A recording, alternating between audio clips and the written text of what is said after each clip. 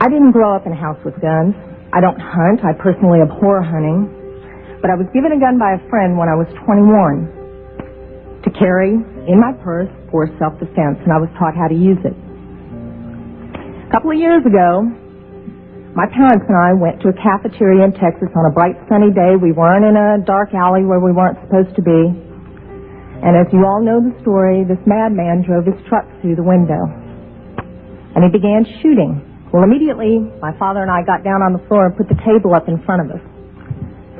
And this guy kept shooting. And you're thinking, well, what could it be? Is it a robbery? That's the first thing that generally comes to mind. And he keeps shooting. It took me a good 45 seconds to realize that this man wasn't there to commit a robbery. He wasn't there for a hit. He was there to simply shoot as many people as he possibly could. When I finally realized what was occurring, I thought, I got him. And I reached for my purse. He was maybe 12 feet away. Is it possible my gun could have jammed? Sure. Is it possible I could have missed? Sure. But I can tell you I've hit much smaller targets at much greater distances. But then I realized that a couple of months earlier I had made the stupidest decision of my life. I took my gun out of my purse and left it in my car. Because as you well know, in the state of Texas, it's sometimes a felony offense to carry a gun in your purse. I can tell you that I'm not mad at the guy that did this. As he continued, it was obvious that he was a madman.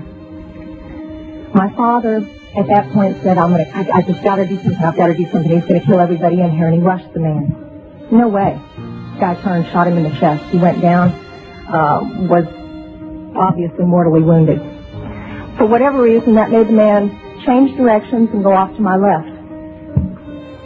Shortly thereafter, someone at the back of the restaurant broke out a window.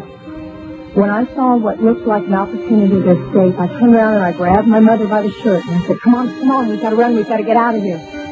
And then my feet grew wings and I was outside window. As soon as I got out, I realized that my mother had not followed me out.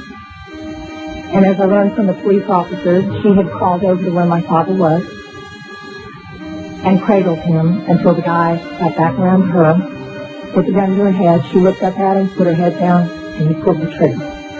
My parents had just had their 47th wedding anniversary. She wasn't going anywhere.